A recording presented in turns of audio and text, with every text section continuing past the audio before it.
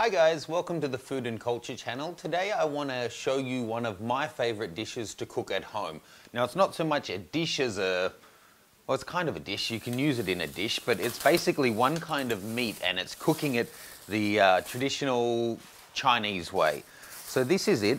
The Chinese name is jin, which is basically it's the best part of the beef calf. So I think it's part of what you would find in an ossobuco, but it's quite sinewy. It's got tendon in it as well, and this is the sort of thing that you have to cook really, really slow. Otherwise, it just goes really tight and tense, and the fibers all tense up, and it's disgusting if you don't cook it the right way. So I'll give you a little close up on that first. That's it up nice and close. This is quite a big one. It's just, you know, it runs in a cylindrical fashion. It's got a big piece of tendon on the top. And it's quite a dark cut. You probably won't find it at most traditional butchers, but at any good Chinese butcher, they'll have this one for sale. Just make sure you get the one that looks like this rather than one that's been sort of filleted out, because that's probably the outer casing that this good fillet was in. It's not expensive, it's like $10 a kilo. First step when cooking this kind of meat or any of the tougher ones or smelly ones in a traditional Chinese way is to give them a good boil in ginger. So I've got a good knob of ginger here. I'll just, I find you don't need to use that much, just cut it into nice thin slices. And then I've already got a pot of water at the back here bubbling away. So I'll just let that bubble up, so then it's really getting the ginger through the water. Then you pop 2 or 3 of these in at a time, let it come back to the boil, and you'll see some muck starting to come out of the meat to settle on the top. When that happens, it doesn't take long. Then you know they've been in long enough, then just take them out, discard the muck, and pop them in a little strainer, and then the meat will be ready for us to start cooking with. So I'll do that bit by bit now. These are actually really huge. Sometimes these are 1/3 of the size of this. These must have been really big cows. I don't find that there's a big quality difference. See, there's a much, much smaller one between big and small ones, but obviously there is a big difference in cooking time. So we've got a big range here. We've got really little ones, and then this one, which is just about the biggest I've ever seen. So I'll be taking some out a lot earlier than the others. Okay, so the first ones are out of that boiling water, and just to show you how quickly this meat tenses up. There's one of the big ones straight fresh, and here's one after I gave it that quick boil, and it shrinks down and becomes really tense. Now it's going to actually keep that shape, but the special herbs that we cook it in just relax the meat so much, and it's going to end up so beautiful and tender you won't believe it just falls apart. So I'll boil the rest of this, and then we'll make the special syrup to cook it in. Okay, so that has all come out of the ginger water, and I promise you that is quite an important step. If you cook it without doing that first little blanch, you can tell the difference. Now, the different ingredients you put in, it's actually really simple, and use a slow cooker. You just put it all in and leave it. So this pack it's kind of traditional, kind of modern, I guess, because it's a one-stop shop. This has all the different herbs and spices in it that you need, or spices really. It's got the star anise, different kinds of bark, and fennel seeds, and all kinds of things. This pack, if you go to a Chinese grocery shop and tell them that you're cooking jin, they'll probably be able to give you this one. But the pack, if you're asking for it, is low soy. Is that right? Low soy. I normally just pick it by eye because I know the pack now. So it's as easy as you put a whole pack into the slow cooker. Just put it all in. Then the other things you want to include, most importantly, you want this chu chow style low soy, see, low soy marinade, which it complements it. Now I only have about 1/4 of a bottle of this one left, but normally I'd put 1/3 to 1/2 of a bottle. But I've got a special ingredient that really lifts this up, which is going to compensate for that.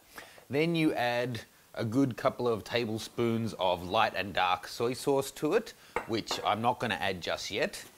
And then you want this Chinese style rock sugar. It's as it says, it's big chunks of sugar, but you particularly want this one. For whatever reason, this works better than just using other sugar. Now you can see I'm putting in one big piece like that. I would normally put in probably 3 that size. I only have 1.5 today, but again, that's okay because in this box is our master stock. This is what we've kept over from last time. You can strain all of the seeds and crap out after you finish cooking and keep the stuff. And this has got all this residue in it, and it's perfectly fine to use. It can be a little jelly-like, but you want to make sure you get all of the good stuff off the bottom as well. So I'll just pour in half, then I'll give it a good stir up to make sure I get all of that delicious residue. And then that's our mix done. I may add just a little bit of soy sauce into this one. Actually, I really don't think it'll need it. It's the sugar and all the herbs that break down the meat fibers. And then it's just as simple as you lay your meat down in there. Make sure it's all covered. I find the slow cooker can fit 3 kilos of this at a real squeeze. 2.5 is a good amount, which is what we've got here today. And then whether you're using the extra stock or not, you just finish this off by adding enough water to cover all of the meat over. So here, that's actually probably covered enough. So I'll give you a close-up on that. Then I'm just going to, I personally, once I've first turned the slow cooker on, I'll leave it on high for the first 45 minutes or so. Then turn it down to low for like 5 or 6 hours, depending on the size of the meat. I'm probably going to leave the small ones in today for about 3 hours and then check it, and then probably leave the big ones in for about 4.5 hours. So let's have a close-up and then we'll come back in a few hours. So there it is up close, and one thing my wife just pointed out, I forgot to rinse the herbs. So normally with those packet ones, you'd rinse them in water before putting them in to cook. I forgot, so do that. Anyway, let's pop the lid on this one and come back in 3 hours. Okay, so that's been over 3 hours plus the heating up time. Let's open it up. Now during that time I did give them a little turn here and there and made sure they moved around. You can see now some of those dehydrated elements have come back to size. Also in here, a vital one is dried mandarin peel. All kinds of different barks. Now let's get out one of the little ones. And you can see they've shrunk up quite a bit. Here's one of the really big ones. Here's one of the really big ones. I'm going to leave them in just a little bit longer, but I'm confident the little one is well and truly cooked. So let's give him a little cut. Okay, now already that tendon at the back, which was super hard, it's cooked through. That's actually something that's going to get softer once it's cooled down. But let's just cut through here. By touch, I can tell that's pretty good. Okay, now I like it to be a little bit pink. For me, that's just perfect. You're actually most likely to let this cool down. I would serve this first up straight away, but then the rest is going to be kept in the fridge for like up to 10 days or even 2 weeks. And then when you do serve it, I recommend slicing it as fine as possible.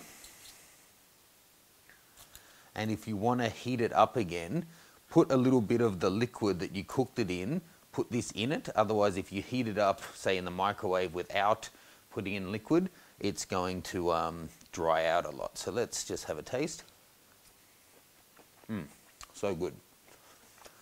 So that's it. Gum chin gin. I'll leave the big ones in for another hour and we're all done. Thanks for watching, guys. I'm gonna have a late night beef snack, I think. Nom nom nom.